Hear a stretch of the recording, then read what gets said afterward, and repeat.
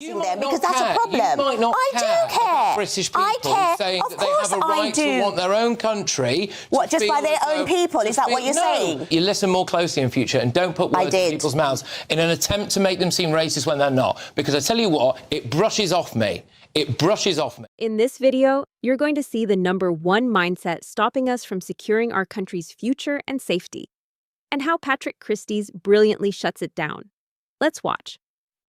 But I do feel that regardless of us talking about, oh, it's horrific and this, that and the other, but we're the ones here with the rhetoric of blaming migrants when it's actually the government's failure in actually putting those processes in place, not just in this year or last year, but decades ago. So that's the issue right now. If you're deliberately lying about being because, you know, the migrants know it's illegal to come here in a boat. Yeah. Well, they also know that they are suffering. Most of these boats are filled with young men. They've managed to get hold of a lot of cash to get on that boat. It's complete fallacy. We cannot understand a mindset of someone. It's a complete well, you can fallacy. because I went over there and spoke to them. But it doesn't matter what the mindset is. If it's illegal, it's illegal. It's very easy to say sitting here in a nice, cosy place when you have people that are suffering, that have issues, and of course, but the laws do allow them to come in. The laws do this. I'm sorry, these are laws. And there's no legal way.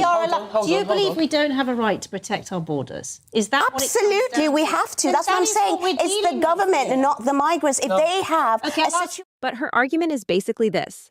Everyone arriving on those boats is an innocent victim who deserves taxpayer-funded compassion. Never mind that they come from France. And before France, they've passed through multiple safe countries. Never mind names like Ryan Wayne, Broadhurst, or Kavinda Jal, which you can look up after this video. None of that matters to her. Just give them compassion. Now, listen to Patrick Christys' common sense questions. The same ones many of us are asking, and then listen to her response. How you know everything about them. Are you honestly telling me that if, I don't know exactly where you live, but if... I live in Richmond. The house next to you, or flat next to you, whatever it is, was sold, and then someone bought it, maybe the government, and turned it into a 5-bedroom HMO and put a load of new arrivals in there, and then outside on your street or at your local park, there were tents full of people who just arrived in this country, that wouldn't bother you? Do you know what? If people are being criminal and they're doing activities that are criminal, that would bother me more. You cannot just criminalise everyone just because they look different from you or they speak a different language and you have a perception and assumption which just, you know, brushes everyone in the same sort of way, just from a few reasons. That is just dehumanising everyone. I tell you why it wouldn't bother me, because it's a matter of scale. If you bring in a certain amount of immigrants that we can deal with, give them places to live, get them work, get them their children through school, absolutely fine. Where the problem lies is when you bring in so many that you can't administer your country. That's government problem. What about the other poor people who were born here? Well, this is it. You need to work with them too. Fundamentally, I'll put this to you, fundamentally, I personally feel that people who are British, i.e. born here, who have chosen to live somewhere, a particular part of the country, of their own free will, who've worked hard, paid their taxes and abided by the law, do have a right to be concerned about whether or not local properties in the area they've chosen to live in, because they like that area, are going to end up accommodating, say, like 5 different Somali families or something like that. I think they've got a right to be worried about that. You can already guess exactly where this is going to go. Why should it matter where they come from, who's living next to you? We are in a society that it shouldn't matter unless, of course, they're doing something illegal and wrong. Why are you picking on certain groups and making it a problem because they're like that? So you don't. I'm not making it a problem. Yes, you are. I'm saying that that's what gives people the riots are happening. And I happily will. I think that people have a right to want to protect the culture and the identity of where they currently live. Culture now. So that's going to become law. What does that mean anyways? We are all different. We all have differences. We're sitting here and we're all 3 different. Absolutely. So what are you talking about?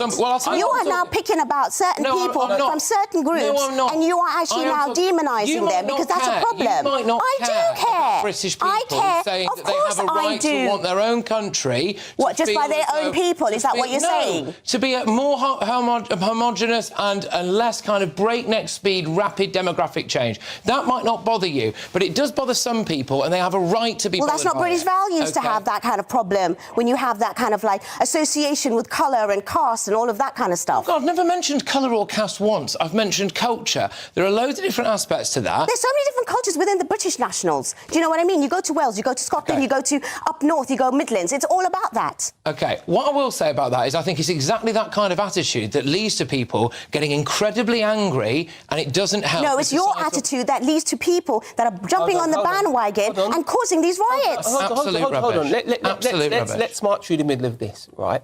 There's two elements that concern me. One is purely about numbers and how we administer the country and how we look after the poor people we already have here. Exactly. Britain is full of poor people, and there's no doubt that if you have this level of immigration, you're going to have to juggle the queue around, and that means people Exactly. don't perceive it as fair. That's got nothing to do with colour or caste. And I Well, never you mentioned I it. never You mentioned mentioned- colour. you mentioned I never Somali. mentioned colour or caste. You mentioned I'm gonna move Somali on people. I'm going to move on from this because we do have the rest of the show. But I do suggest that you listen more closely in future and don't put words in people's mouths in an attempt to make them seem racist when they're not. Because I tell you what, it brushes off me. It brushes off me. I don't care about being called those things because I'm not. So I'm not going to have it on. Let's use Somalia as an example to expose the weakness in Fahima's argument. In Somalia, society is built on customary law, and at the heart of that system is something called diya. The diya is a clan-based structure where the clan, not the individual, is the fundamental unit of society. That means the entire clan is responsible for the actions of any one of its members. So, if someone from one clan wrongs someone from another, it's not just that individual who pays, the whole clan carries the blame. And when clan clashes with clan, you get a level of conflict that simply doesn't exist in systems built on individual responsibility. Contrast that with Britain and the West. Our entire legal tradition is based on the idea that the individual is responsible for their own actions. This is rooted in passages like Ezekiel 18, "The soul who sins shall die. The son shall not suffer for the iniquity of the father."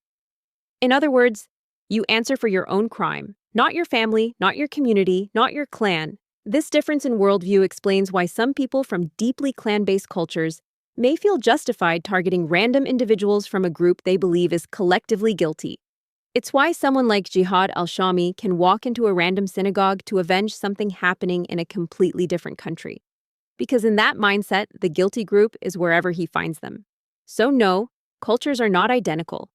That doesn't mean every Somali thinks this way or that every migrant is a threat. But it does mean that if you bring in large numbers of people with no expectation of assimilating to British laws, values, and norms, you create friction.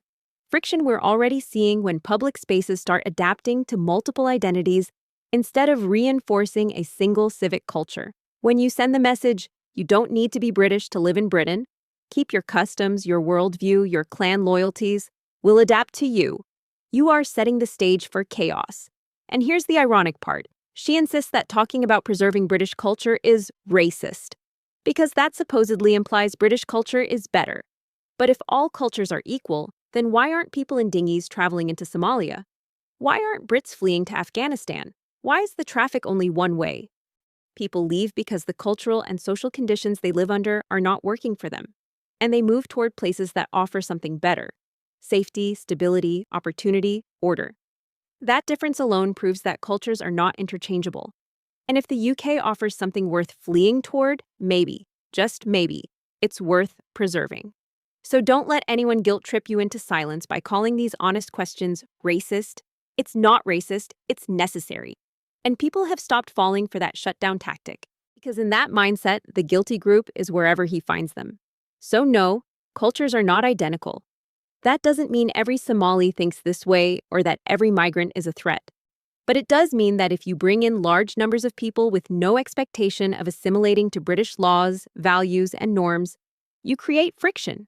Friction we're already seeing when public spaces start adapting to multiple identities instead of reinforcing a single civic culture. When you send the message, you don't need to be British to live in Britain, keep your customs, your worldview, your clan loyalties, we'll adapt to you. You are setting the stage for chaos. And here's the ironic part. She insists that talking about preserving British culture is racist, because that supposedly implies British culture is better. But if all cultures are equal, then why aren't people in dinghies traveling into Somalia? Why aren't Brits fleeing to Afghanistan? Why is the traffic only one way?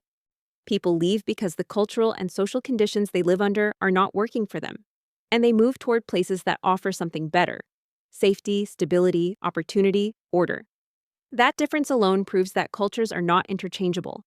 And if the UK offers something worth fleeing toward, maybe, just maybe, it's worth preserving. So don't let anyone guilt trip you into silence by calling these honest questions racist. It's not racist, it's necessary. And people have